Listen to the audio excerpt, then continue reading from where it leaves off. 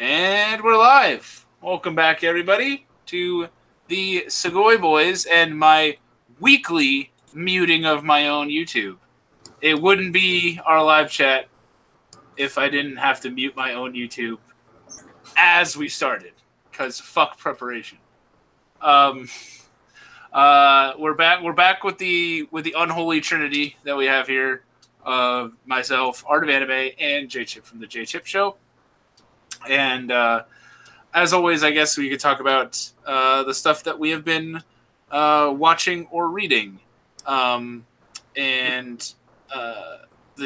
show that I recently finished the other day kind of really pushed me toward this week's topic of feeling things, because I finished Hey Rob and Sweet Pea.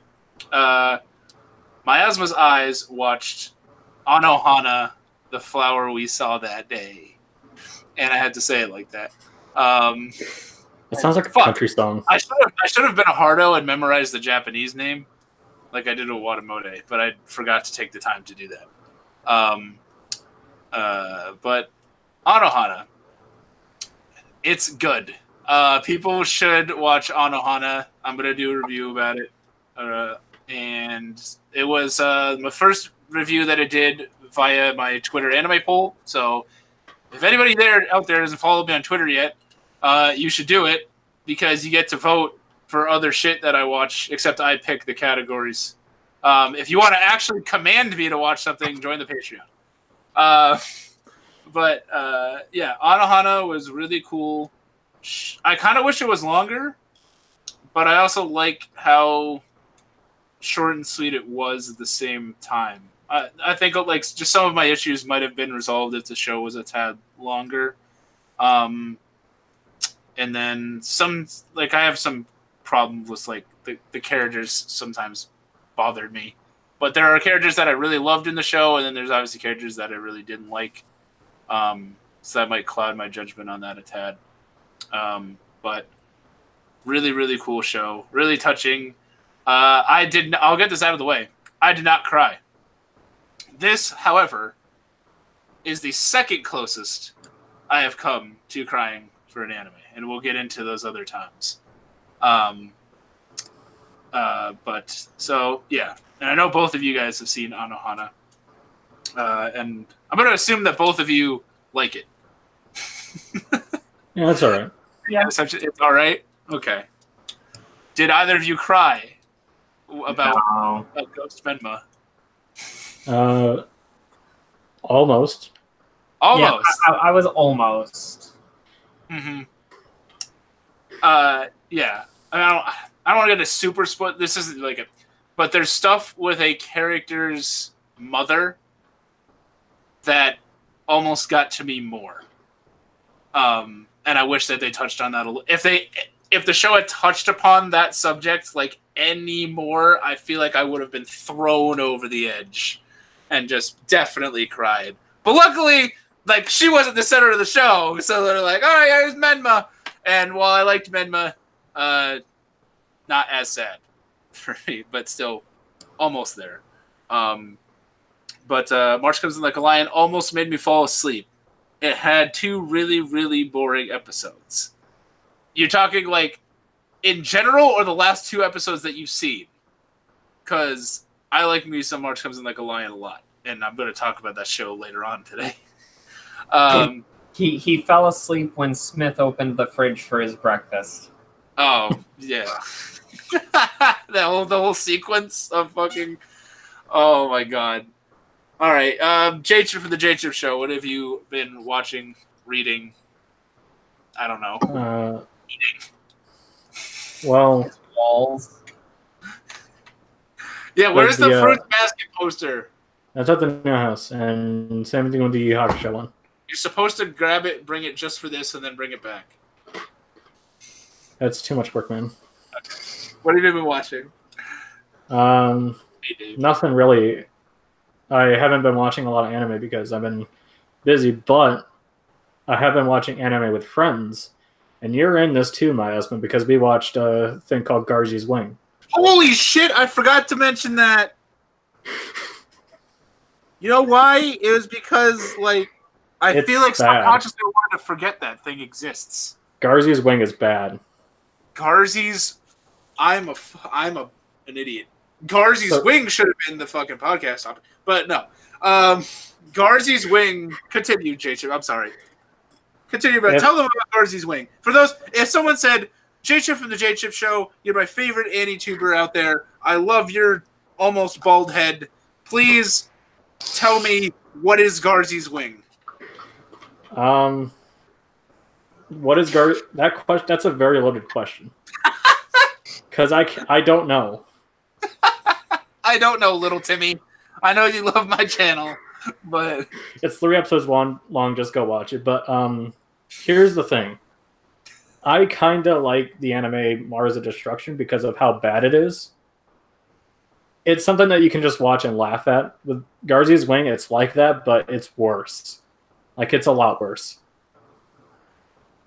It's one of the worst anime I've ever seen. It's not like Super Kid, I would say, is probably still worse. Well, yeah, Garzy's Wing looks better than Super Kid, but yeah, that's not saying much. It's like... And another anime I'm watching is The Legend of the Dragon King. I'm watching that with Warp. It's okay. It's better than Garzy's Wing by a long shot. Is that the new standard that we're gonna set? It's better than Garzy's Wing. Could that be a lot of like almost every anime that I've seen is better than Garzy's Wing. Panty and Stocking is a lot better than Garzy's Wing. But Garzy's Wing is funnier. But the question comes up. Yes. Thank you for saying that, because the question would come up for me is, Miasma, would you rather watch Panty and Stocking or Garzy's Wing? And I would say Garzy's Wing 11 days out of 10. Because Garzy's Wing has, at the same time, the worst and best dub in the history of dubs. It's not the worst, it's the best. It's fucking amazing. I love shitty dubs. It's the worst.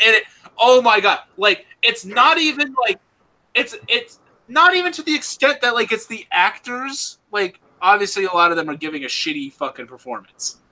Mm-hmm. That's fine. Whatever. It's not even mixed. Like, it's not like you got characters talking at the same time and the music will get really loud and there's like you can't make out what a guy's saying. Like, I don't know what the fuck. They definitely, like, there was no, like, review before this, like, came out. There was no, like, yeah, it's whatever, it's good. Yep. If there's a compilation on YouTube, go watch it, because what we're saying will not, like, make... You might be able to watch... you literally have to watch. I think you can watch most of, if not all of Garzy's Wing on YouTube. But if not, just go find it. It's very easy to find. It's just as bad as a hentai dub.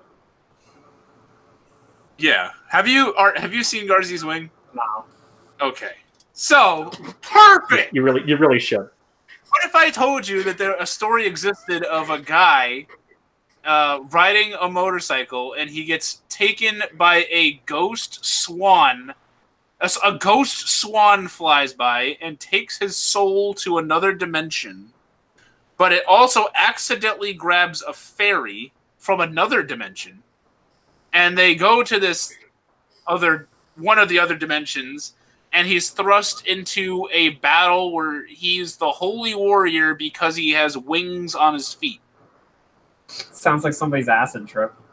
Yeah. That's what it is. That's exactly what it is. That's the first. I mean, hey, it's got... You know what's funny? The funniest part of this, Justin, is that's the first 3 minutes of the movie. Yeah. That's literally how it starts. Also, it's got a fairly competent director that got shittier over time. It is directed by... I forget the dude's name, but... It's the guy that directed many, like, 80s Gundam shows. Gundam's really good, right? I mean, I've never... we've been over this. The only Gundam that I've seen is Shining Finger, and I've only seen a couple episodes, which is I can't remember the name of that. G Gundam? I don't know. Yoshiyuki Tomino is the director of Garzy's Wing. Art's seen more Gundam than probably both of us combined, I would assume. It's a Gundamu. It's an Angelou. That's a throwback. Someone mentioned Garzy's Wing in Crunchyroll's Twitch chat during the awards show. Yes, Garzy's Wing. I had suggested to watch it for a monthly watch along, which you can get into, by the way, if you join the Patreon. Because I'm coming up on 200 completed shows, and I wanted that to be in those first 200. I wanted to check that off my list. Garzy's Wing is a special watch. You should. I would say you really should watch it so you can understand what we're talking about. Yes, it's only 3 episodes. It won't take too much of your time. But just at least at least just watch the first episode and you'll understand what we're talking about. You can't just watch the first. Whatever. All right. So we go to Art. Art, what have you watched lately? I've literally just been rewatching Code Geass. Jabuo.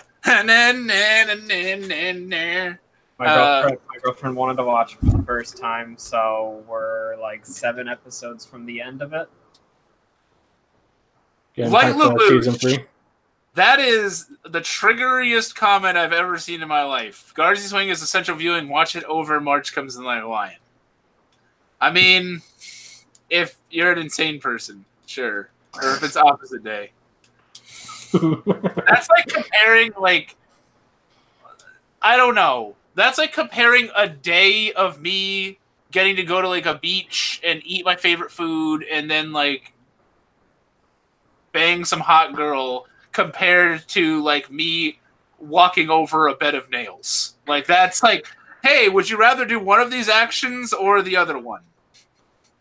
But all right, so Code Geass, is your stance on it changed at all since you first saw it? Or are you liking it more, or is it the same? Or I think I'm starting to see like more issues with it as I'm watching it the second time.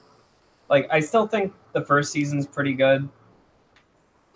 I'm starting to notice in the second season they're just like, oh, this just came out of nowhere.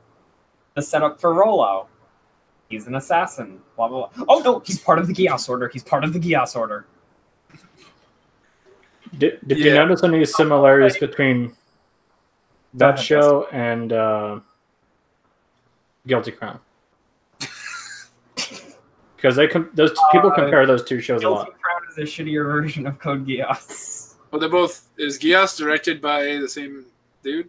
I wouldn't be surprised. It might be. Oh, Geass. Or Taniguchi. Okay, no. So yes. So it's a different guy. Yeah. Who actually, I believe. I think. Oh, let me look at Goro Taniguchi. Directed Scryed, which is fucking awesome. So the same guy that did Code Geass did Scryed. You can see similarities between those two shows too. Oh yeah, totally. But I agree with you. Season 2 of Geass gets kind of weird. The stuff with like his brother. Weird. Like, I think things do kind of come out of nowhere, but it's still entertaining. Yeah. How about that table scene? Table scene? Nina and Table Kun. That's like in like the first 10 episodes. Shut up. But I mean, I don't feel like it takes itself too seriously in the first place. So it's like you know, the dude I mention every week in here. Digi had a video at one point where he was talking about everything that he'd ever finished, and when he talked about Code Geass, he talked about how it was like it's at the same time this awesome, epic like mech like political battle show, and then it also tries to be an awful school show, like an awful like teen. If there's like season 2 does tone down the whole school thing. Like as it gets more like as the scale of the battle gets more grand, the school portion of the show becomes more meaningless, basically. So here's my question. Here's my what question to you. Light said that Code took notes from Kingdom Hearts on convoluted storytelling, but at least Code Geass doesn't have a guy that time traveled and split his body into two, and at the same time, his younger self comes forward in the future with his older self to create 13 of himself for a grand epic plan to reset the world. All right, there's Kingdom Hearts for you. So, here's my question for you: has this rewatch made you more excited for season 3, or does it worry you more? I don't think that's really changed. I'm from the beginning. I was like, okay, they need to do the third. Well, it's going to be a movie now. They need to do Lelouch of the Resurrection in a specific way, so it just doesn't ruin everything. They need to be very careful with it. I've always thought that. I will say that, like, season 2 may not be the greatest season ever, but I do like its ending a lot. Well, the ending of Code Geass is what makes Code Geass, basically. I consider Geass's ending to be one of the best endings in anime. Like, it's fucking everything that I would want to be, and then more. And then now there's some more. I've been meaning to watch the OVA, Akito the Exile. I have not seen that yet. I haven't either, but from what I hear, it fills some gaps between the first 2 seasons. Okay. Are the movies just recaps? There are recap movies, but Akito the Exiled is a totally different story. Oh, yeah. Okay. If I remember right, are they doing what they did with like Madoka with this, where they're having like recap-y stuff and then new material? So they dropped a new trailer like within the past week for Lelouch of the Resurrection. And in the comments, I noticed that the recap movies apparently change things. Oh, man. So... We're doing this with Eureka 7, too. Sadly. Like, okay, I'm just gonna say, because Code Geass is like fucking 10 years old now. Spoiler alert. So, yeah, spoiler alert for Code Geass. But apparently Shirley is still alive in the recap movies from what that comment section told me. And okay. Shirley is in the Resurrection trailer, so I don't know if it's a flashback following the ending of Code Geass Season 2, or it's following the recap movies. Are you going to check out the movies? I might have to. He's going to get dragged in. Well, that's good. All right, and Light's going to rewatch Death Note, wondering if I'll love it even more the second time around. When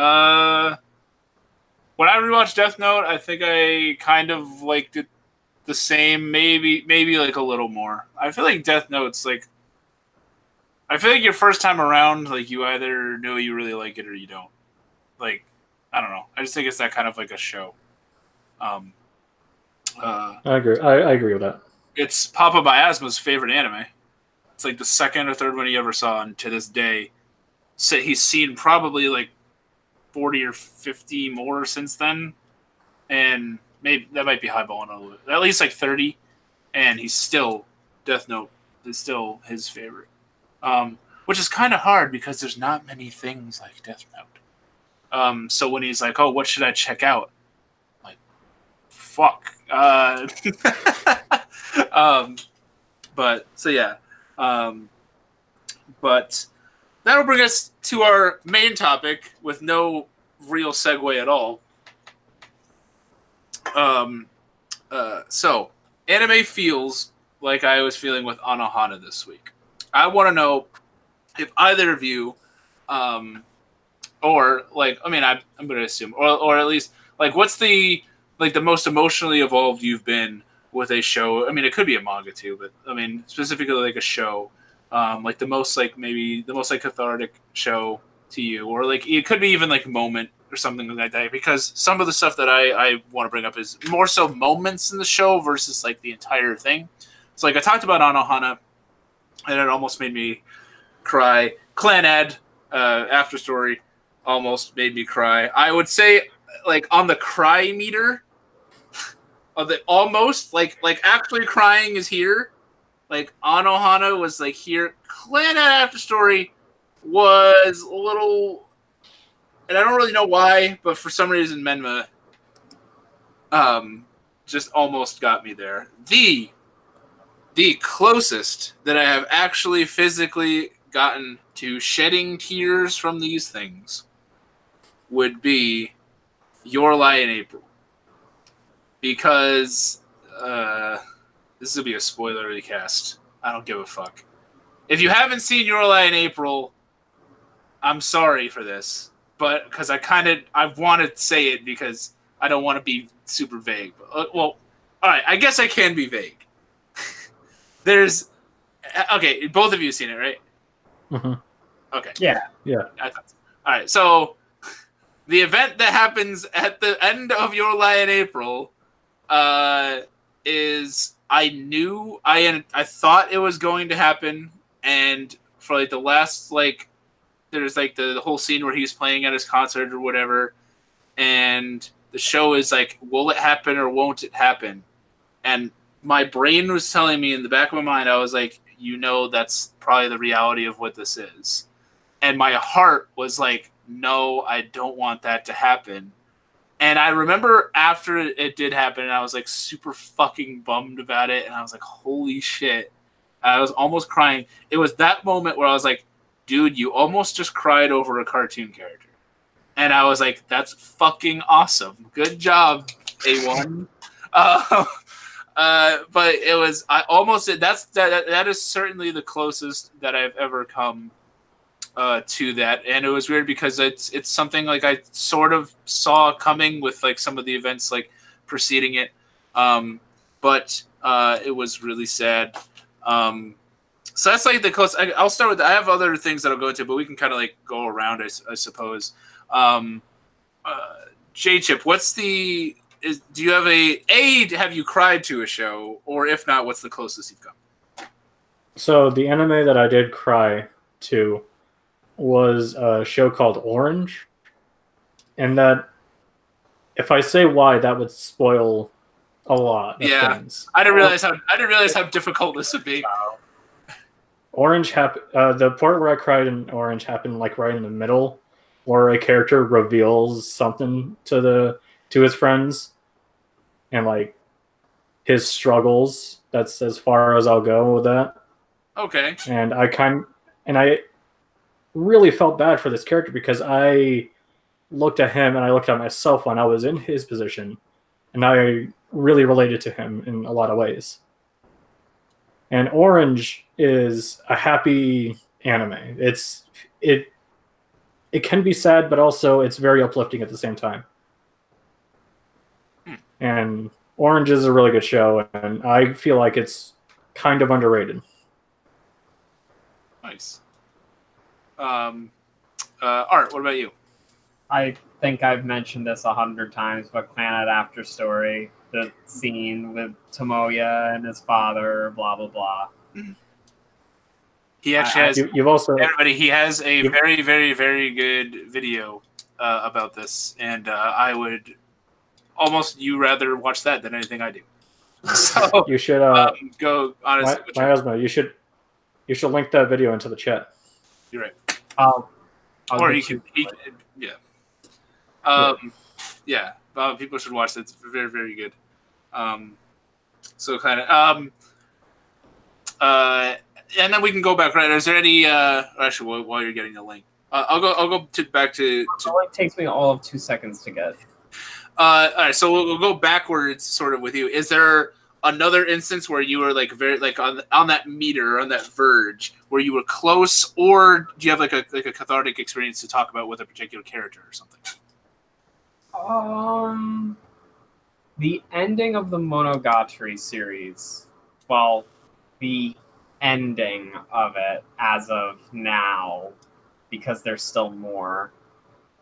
It was just kind of that there was this final scene where about a third of the way through the show they introduced this character that's just kind of mysterious.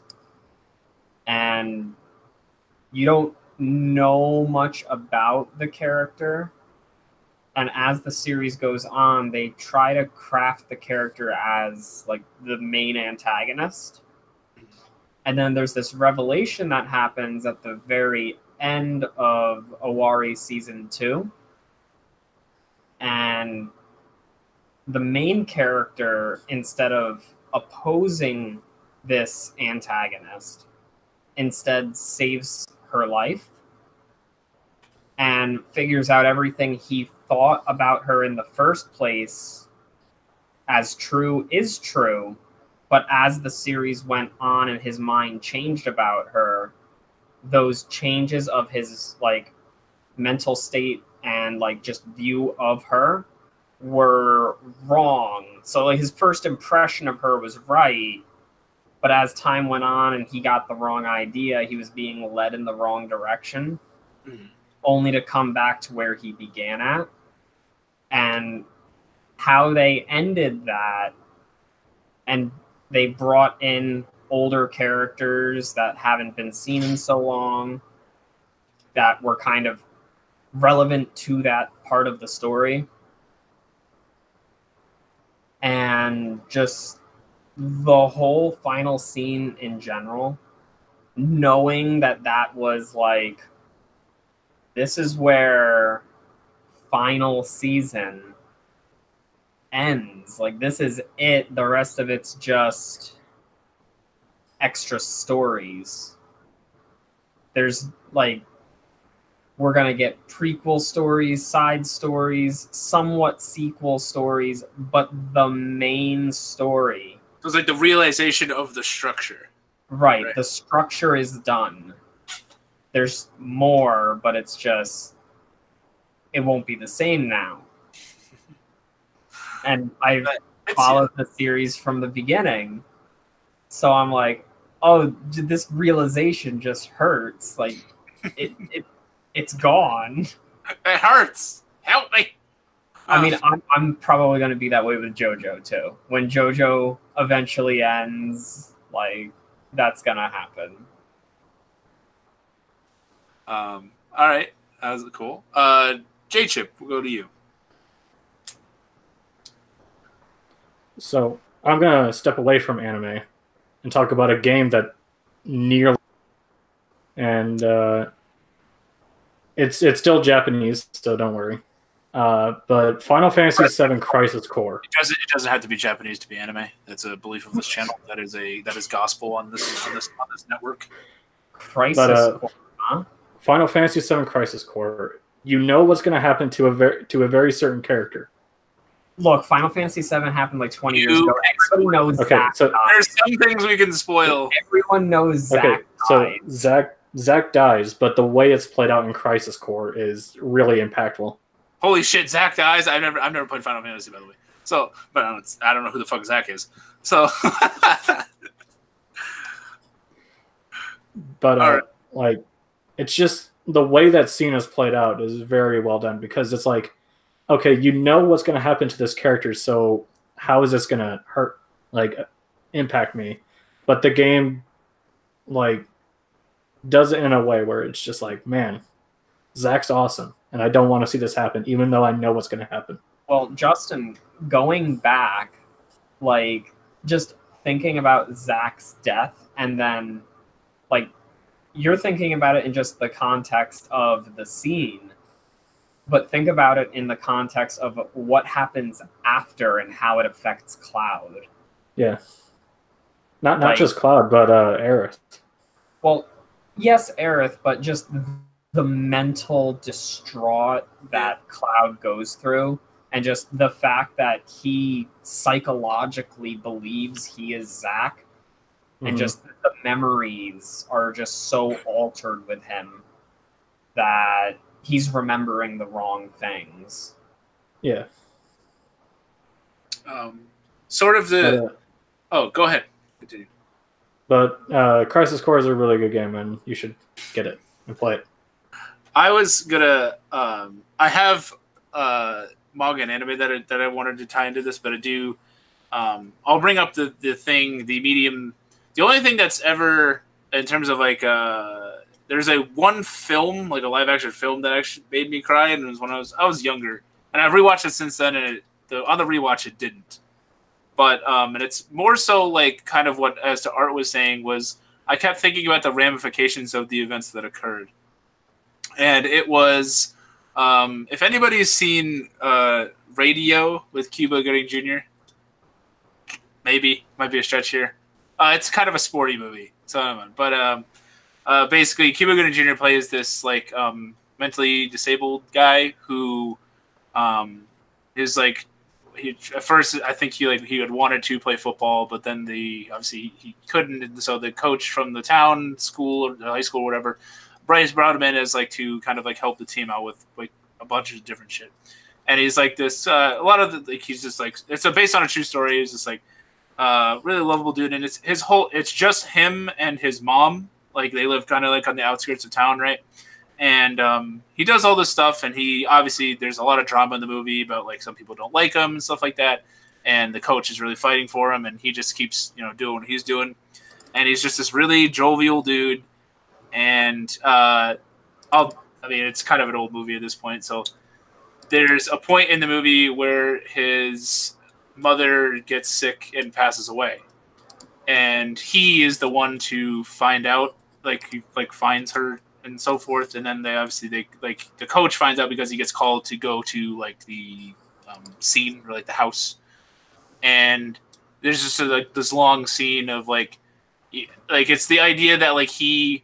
Like in the nature of it, like he is so slowly understanding like what's going on, and it was just like the impact of it hitting me of like his mom for like until like very recently in the events of the movie was like his entire world, and now it was gone. Like when I was younger, like that was fucking I watched that with Papa Miasma actually, and I cried next to Papa Miasma, and I'm pretty sure he was close. But I certainly did cry to that the first time. So, and I've rewatched it since then, and it doesn't get me nearly as bad. But the first time, I was fucking bawling, and I was like, that's the only time. But otherwise, I've been kind of close. But fucking Radio, out of any movie, it's a very good movie. I highly suggest people watch it. It is very sappy. Chad was saying that, like, Rakugo, I saw Genshiken in there. Cardcaptor Sakura, FMA, Grave of the Fireflies is one that I haven't seen, but I'm sure is probably going to make me cry, as everyone says it will. So I'll go back just because I have too many of these things, but I won't bore everybody to tears. In terms of just like character relatability, March comes in like a lion. There's just so many like. And yes, this is the Japanese manga because I'm so fucking cool when I went to Japan and I have to brag about it. Look at it. It's like letters I can't read. Look at that. And you can't get this in English because reasons, I guess. But if you've seen March Comes in Like a Lion, Ray, there's just instances in Ray's life where I relate like so much. Or it's like he's like, the extreme of like an emotion that I felt at times. Like there's moments where like he was growing up and nobody once again I'm gonna reference a Digi video because he brought this up. There's moments in Ray's when he's younger that there's like aspects of bullying where like people are physically abusing you, but then there's also the other side of that I experienced where people ignore you. Or they just purposefully avoid you. And there's like a point, there were multiple points in my life growing up where this would happen. And eventually you get to the weird comfortability of like, you just prefer that. And there's like a scene with Ray on like a school trip. He's on like a bus. And this like, it's a flashback to when he was a kid. And this is happening because he's this like fucking kid that's studying shogi, so he's not very relatable to the other kids, and they all think he's like a weird alien. So they don't want to deal with him, and he talks about how he would rather, like, it's less stress to just have them. He's like, it's fine if they don't want to hang out with me. They don't want to sit next to me. I'd rather sit by myself and shit. And I was like, holy fuck! I experienced that. Yeah, so there's, you know, a little sad miasma past there. I have two others that I would mention, but I will, if you, J-Chip, did you have any other to mention? That's a, I have more, so I win, but. Kind of like what you said with how you relate to Ray from Orange Comes Out Like a Lion. I relate to Toru Honda from Fruits Basket a lot. Move over to the center of the camera. Yeah, big-eyed girl.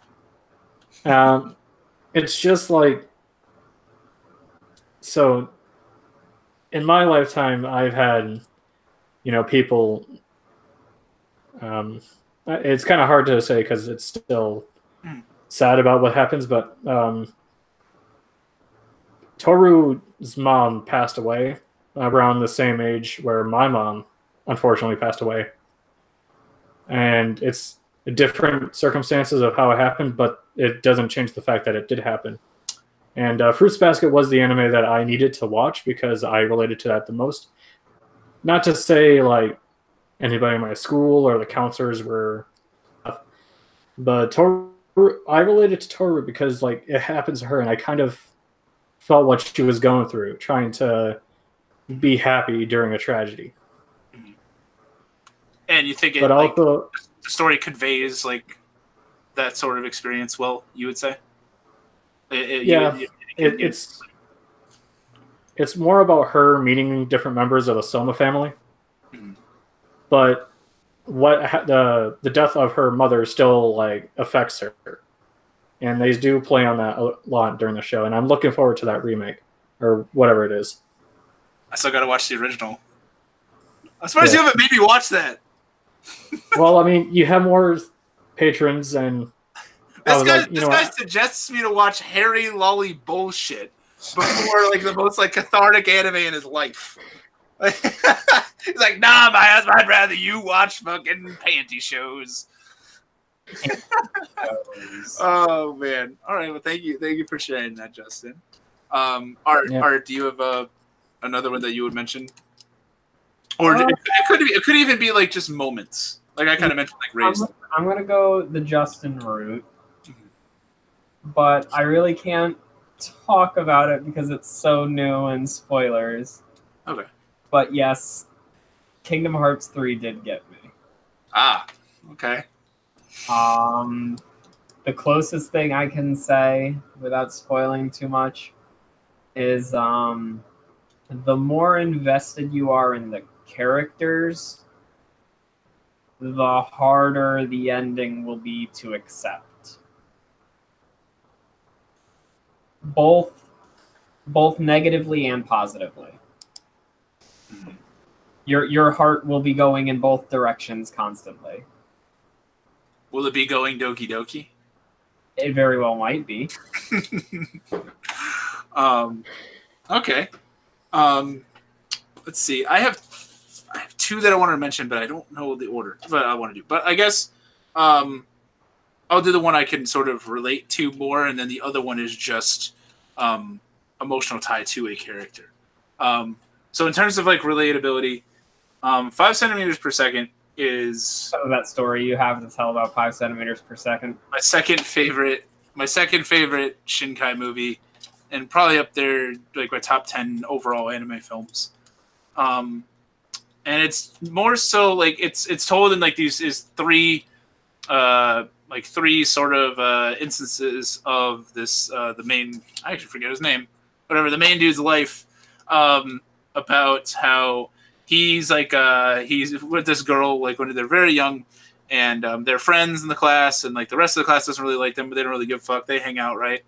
And it's seemingly going to be like this love story of him and this girl, and then events happen where it's about like time separating you. and also reality separating you because one of them has to move away, and they're literally going opposite parts, like opposite directions of the country. One person's going like north, one person's going south, and moving 5 centimeters per second. Yeah, because that's the rate at which cherry blossoms fall. If my friend Addison, if you are ever watching this, Mister, I had a roommate who studied biotechnology, and he he's like, and so like when he doesn't really watch anime, and me and my other friend were talking about this, and he's like, why is it called that? And I knew it was bother him because he's such like a fucking sciencey, egg-headed dude. I was like, that's the rate cherry blossoms fall. And that made his mind explode because he was like, under what condition? And I was like, all the time. So I was like, but in 5 centimeters, while I have not lived like obviously those exact things, so I guess personal miasma sort of deal. Years ago, I had, well, when little miasma, well, slightly littler miasma, was in high school. He liked this girl, and she never liked him back. Sad face. Nothing ever happened. And then years later, when your boy was finishing college, bumped into each other again and so forth. And then relationship like almost kindled, but then never really did. Nothing ever like serious would come of it. And then sort of I was still finishing school, and she was living sort of like far from my school, like near where I grew up. And so the distance was keeping us apart at that time. And then it was just like it got to a point where, and 5 centimeters kind of covers this well, where like, because like it seems like time and fate is just sort of peeling it apart, that like the reality that you had almost like can't be like stitched back together in a way. Like it's hard for me to sort of like word it, but like it feels like the pieces of the puzzle that were together at one point were like kind of more and more scattered. Like it's hard, like even if we would like hang out, it wouldn't be like the same. So like it's from the perspective of someone that's tried like a distancy sort of relationship, and having it kind of blow up in his face. Yeah, I could see how the reality of time and the actual physical nature of space separating you can kind of suck. I'm not denying that relationships between people that are far away can exist. If you're in one of those, I would still say good luck to you. It's just a personal experience of mine where it didn't work out, and in 5 centimeters, it's very much about sort of the harshness of what can happen in reality. And the ending of that movie, like I could see myself and this other individual, like if this ever occurred, I feel like we probably like wouldn't. I feel like this like we probably wouldn't maybe acknowledge each other or talk or whatever. I don't know. So like it's just I play that situation out in my head, and after I saw this movie, I played that situation out in my head like a bunch of times. Luckily that was years ago. This isn't like something that just happened like last week. But your boy's available, by the way. Ladies, if you're watching this. So yeah, so I relate to that movie a lot in that sense. That's the most you ever get out of my husband's personal life on this channel. But there's that. Do either of you have any other moments before I talk about my last shitty one?